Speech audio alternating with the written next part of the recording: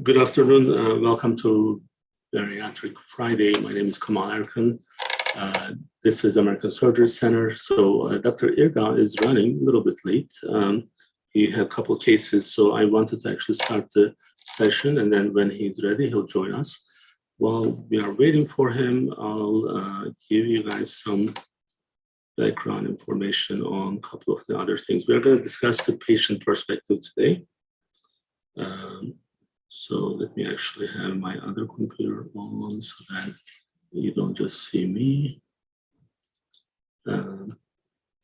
So just in terms of the program itself, we do this for our existing and the prospect patients. So there are a lot of education, especially when the provider joins us, the surgeon joins us, and then make sure that we are able to discuss so many different things together.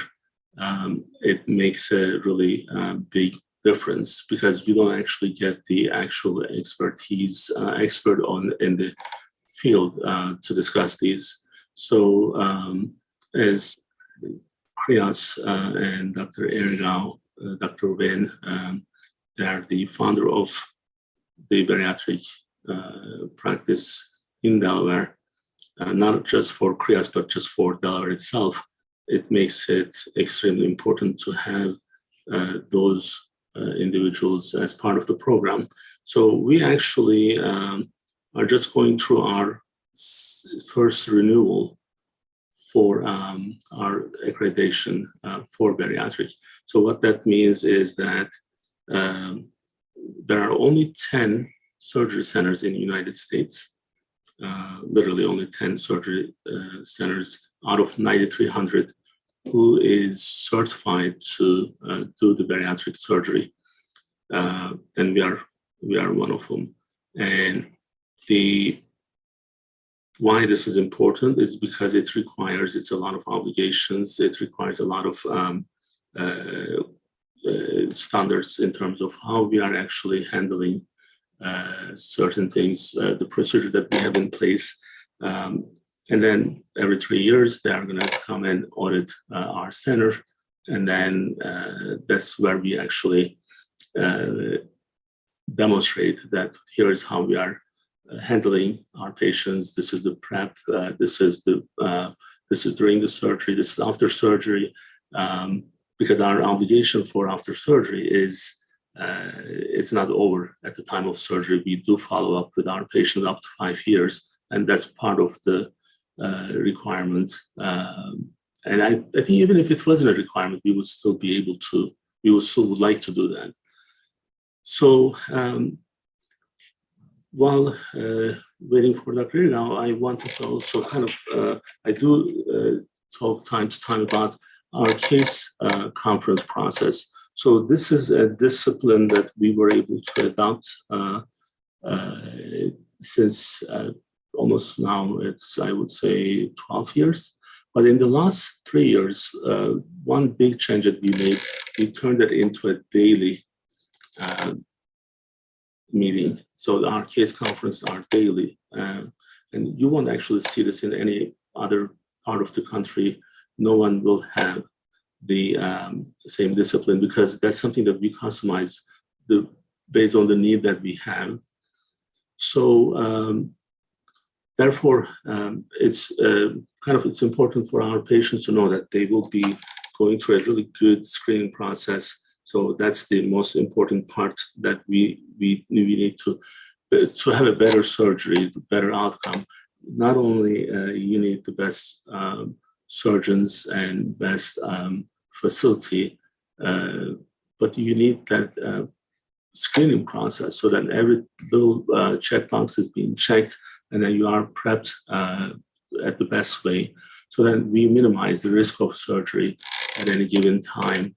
And that's why our patients are able to go home after their surgery, 6 to 8 hours, we are able to discharge our patients. In the last 12 months, there are about 400 cases we completed at the surgery center, and then only 2, if I'm not mistaken, 2 patients, they needed to be either staying overnight or either one of them had some personal issues and the other one needed a little bit more oxygen. And that's very rare that we would keep anyone after the 6 to 8 hour time window. So the other thing that's important is how we are communicating with our patients. So there are full-time nurses who are part of these case conferences who are assigned as the care coordinator.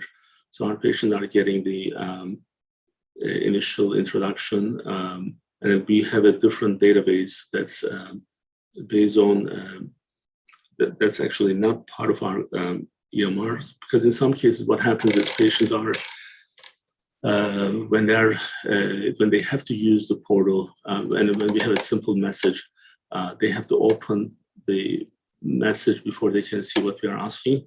But with the database emails, we are able to actually send the specific emails, like saying that you need to complete your blood work, that's on subject line, you need to complete your cardiology clearance, you need to follow up with your EGD, psych, whatever it is, so then we make it extremely fast, efficient from that way. Now, I see Dr. Erkan is joining us.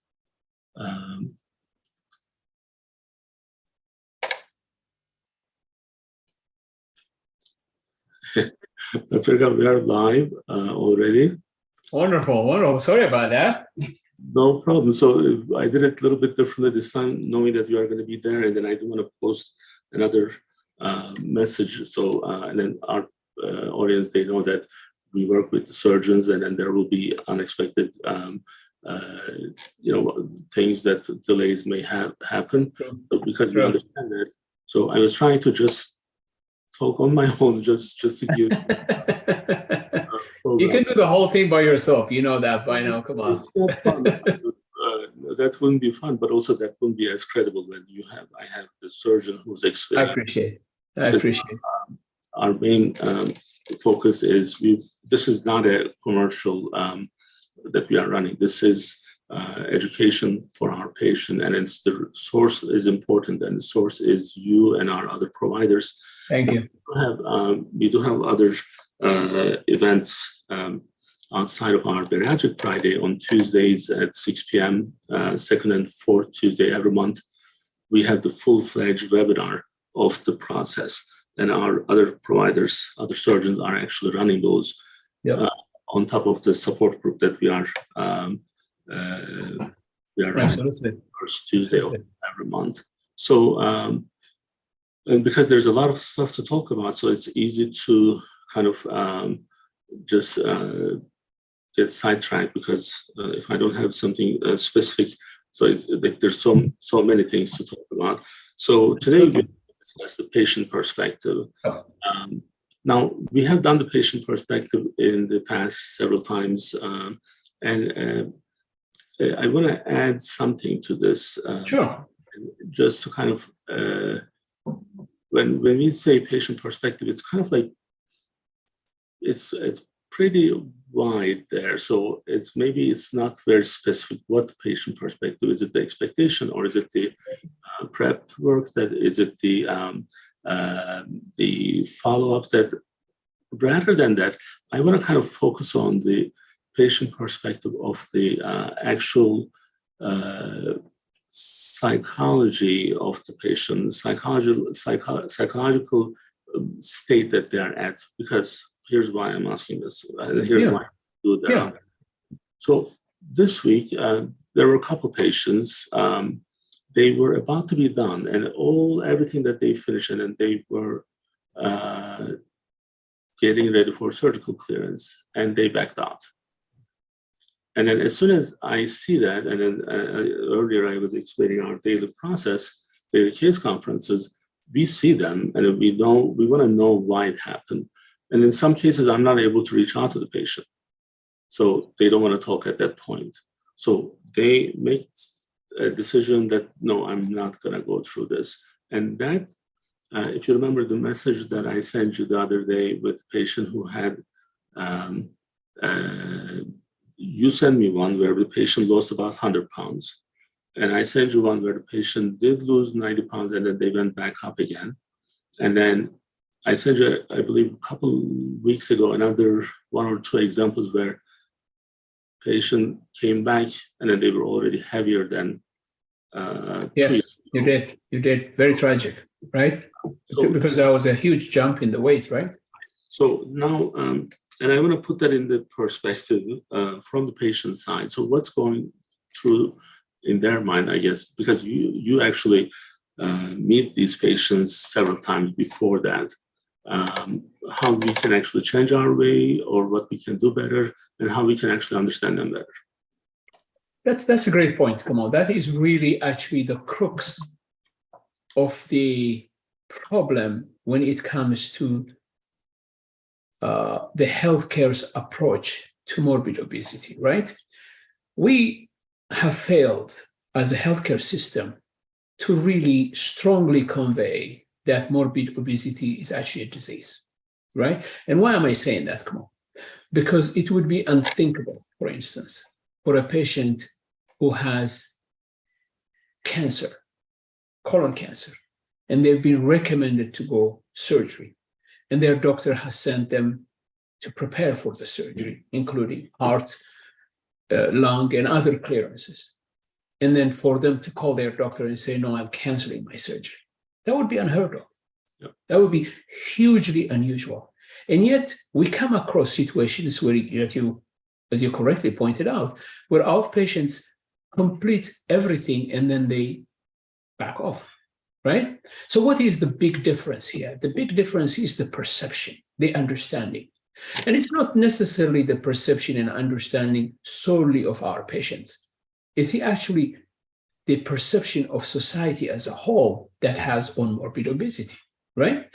I will give you a very good example, Kemal, which is actually very recent, okay? One of our primary care doctors from our network sent a patient to us, and he actually sent me a message saying that that patient needed to be seen for treatment of obesity. And then at the same time, they wanted, he wanted me to look at a lesion that the patient may have on the skin, right? So the main message was it's the obesity is the message, right, from the doctor's point of view.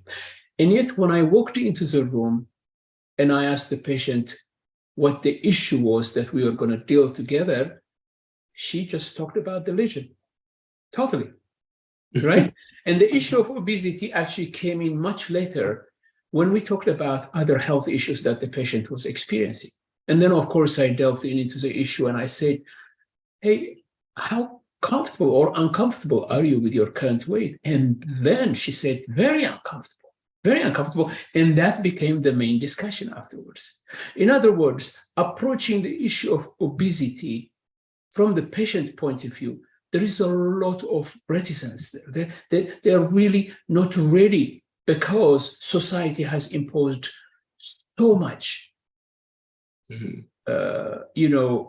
negative views about obesity as something that a person is responsible for, and their healthcare should not really be even concerned about that. As you know, even the American Medical Association has taken years to recognize obesity as a disease, right? So there is that perception. So we have failed really to convey this message to society as a whole that morbid obesity is a serious, serious medical problem that needs to be taken care of, right? And that actually is reflected in the statistics that we have that show that only about 1% of the patients actually that have indications for bariatric surgery present for bariatric surgery. The vast majority of patients, we don't even see them, right?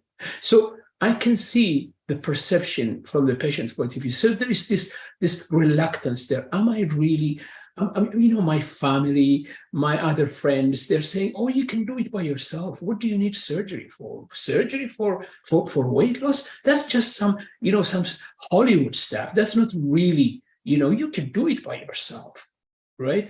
Because there is this huge underestimation that obesity is something that anybody can take care of. But you and I know very well through our experiences year after year that it is not a willpower issue.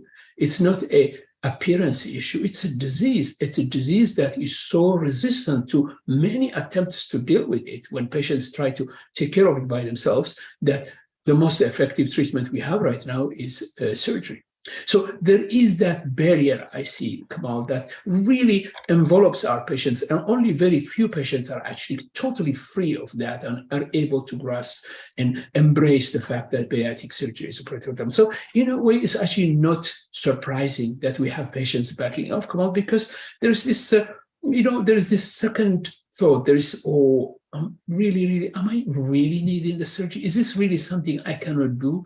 And they forget the many, many attempts they've done in the past, right? So there is that perception. And then on top of that, of course, immediate family members or friends or others may not be as supportive as they need to be, because even they are also influenced by the perception of obesity. So I actually think this topic is very important, Kemal, because that is really at the heart of the problem we have in reaching the population that needs to be reached and offer this treatment currently. Absolutely. And this is one of the slides that I want to share. This is one of the patients, and it's kind of like when you put it in a graph, you can kind of see how drastic that change can be. So they, like 3-4 years later, they are now 50 pounds heavier.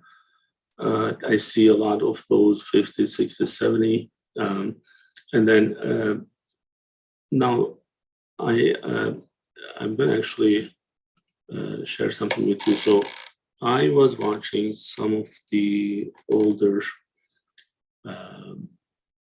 TV shows, like from 15 years ago, when there's a jury and then someone, they said, like, it's kind of like the American Idol type of stuff. It was unbelievable how mean they were towards to the person's physical appearance. Yeah, clearly, the person has the morbid obesity, and then they call the person fat. And one says, how do you think you can be a singer when you are this fat? And I'm like, good news is we cannot say that now. At least. That's right. That's right. We've come a long way. I think from that point, but I think from the understanding of the disease itself, there's still this perception fight where when you talk to people, immediately they're like, oh, you're just fat.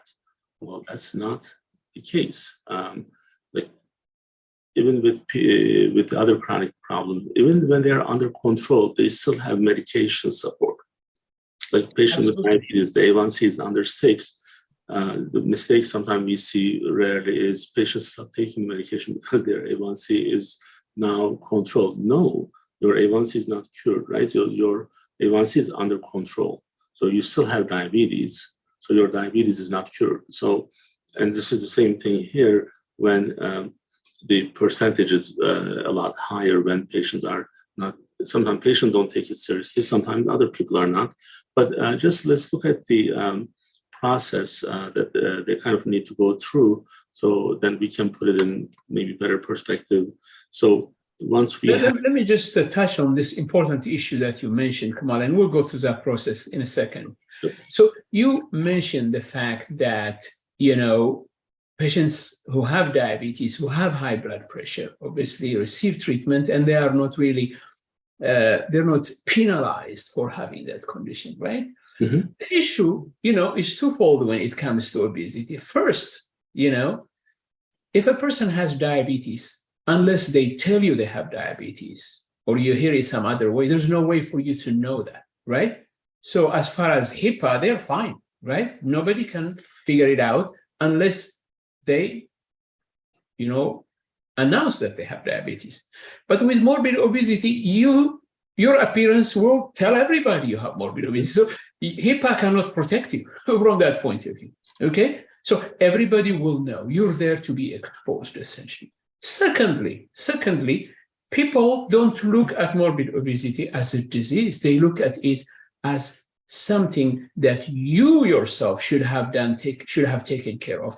You have failed to take care of it. You have no willpower. And that is a bias that society has really imposed on people in a pervasive way. There were studies actually, Kemal, done a few years ago that showed that children as young as kindergarten children, or even younger than them, when they were shown pictures of children that were heavy, and they would be asked to associate them with qualities, good or bad, every time they saw somebody heavy, they would say bad, right? So that's the thought that came to them.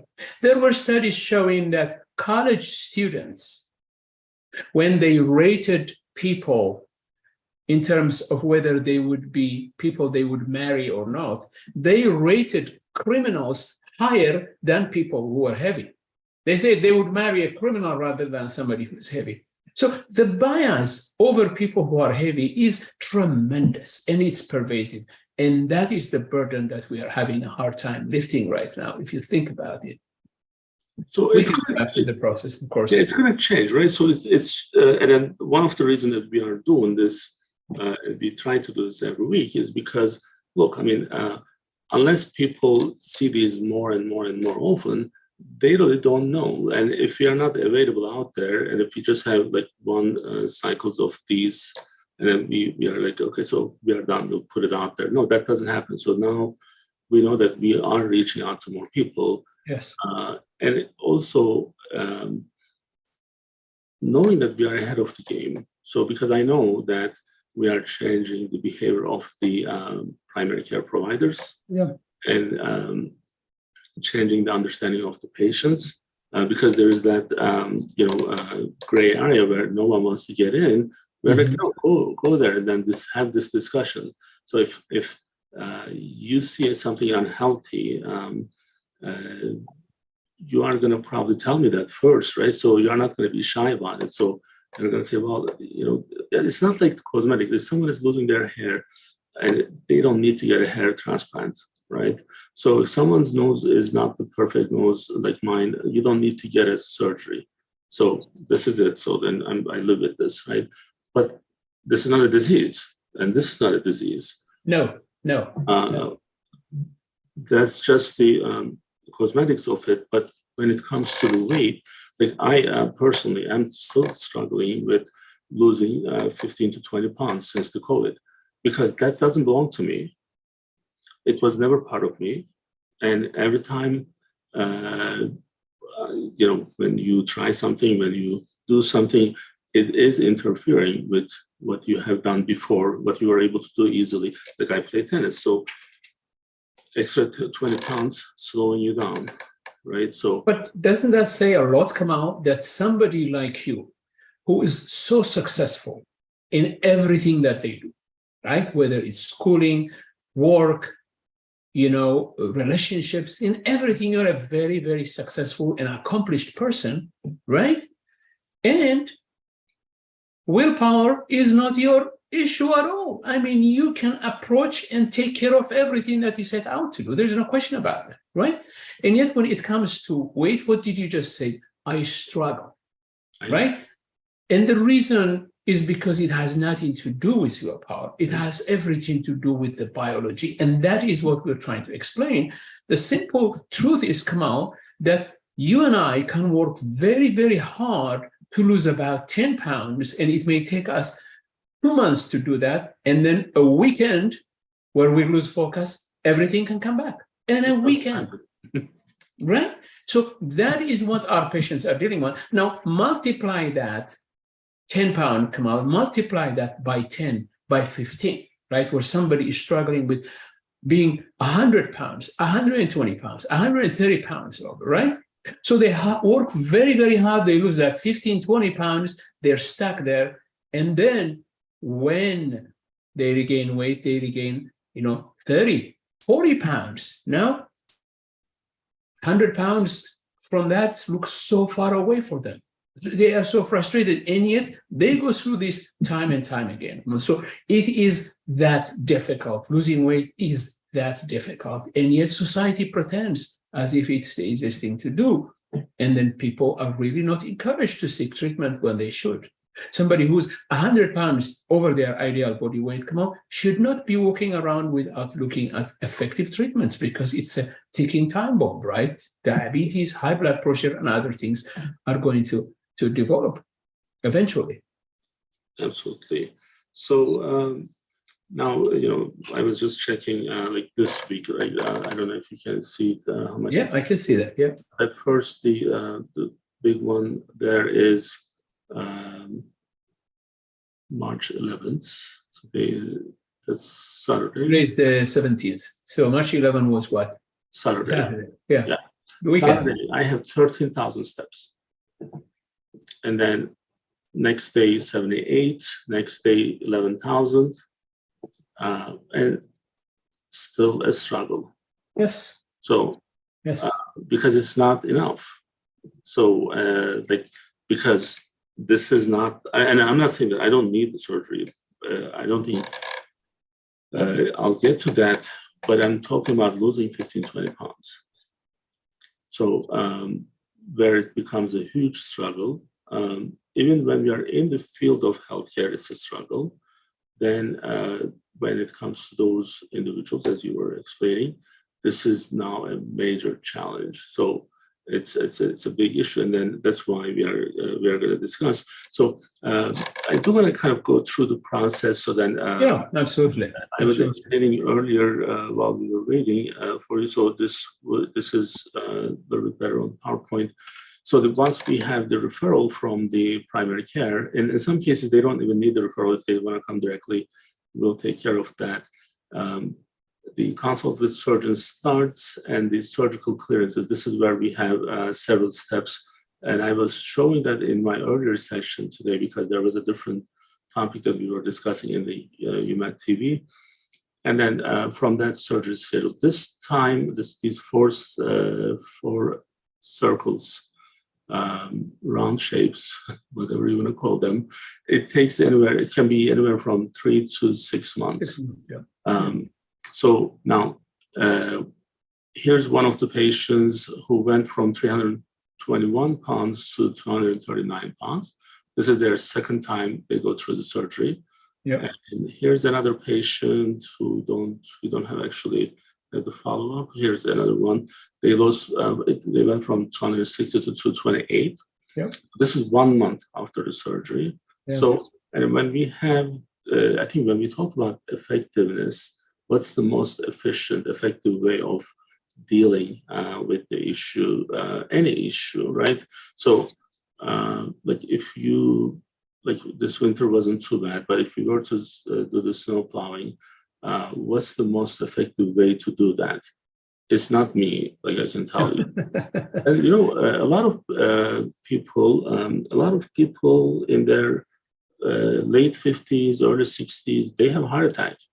Oh yes. Now they're yes, you're absolutely right. That's true. They're not fit for that. They're not fit for that because there's a different muscle group is working, but then there are tools to make that efficient. So that there's this little bobcat that comes in and boom, it just cleans it in 10 minutes, and then it's already open. It's effective. It's efficient. It's user friendly, and then you don't die from it. Right. So this is where we say the effectiveness, because now going back to the the major risk factors and the comorbidities which comes with this, like the diabetes and hypertension and sleep apnea and cardiovascular disease. This is the only solution out there. So it's not like you have a choice. And yet we keep saying the same 1% who's just taking advantage of this effectiveness. And I think it's going to change in time, Dr. Erkan, and I do know that it's changing already. So so we'll do this. I want to share this one because they did it really nicely here. So we are out here every week and we discuss different topics. like the type of surgeries, they have bariatric surgery, resolution of comorbidities, risk and complications, sexual health, intermittent fasting, and then there are 6 or 7 other topics that we have. So this should be a lot of good information for our patients to help them to go through that process, because every time we talk to them, every time we know that they stop actually showing up for an appointment, this becomes a problem. Like, I know that they are struggling and they don't want to talk to us because someone said something to them, or they saw something and then they don't want to do it. But the one thing that I know that they do is they try to avoid. So in some cases, Doctor, you may remember, so I send like messages directly from my cell phone saying that, look, it's okay if you are not going through this, but we just want to make sure that you're okay. Yeah. Right. Yeah. So then usually I get responses to those. And this is the reason we are talking about this, is just so that we are more mindful for our patients, not necessarily for our patient. We are mindful, but we are more mindful for those people who are going through, who are struggling with morbid obesity, and then support them, and then hopefully we can channel them through the right places, facilities to get them the best outcome. All right. Absolutely.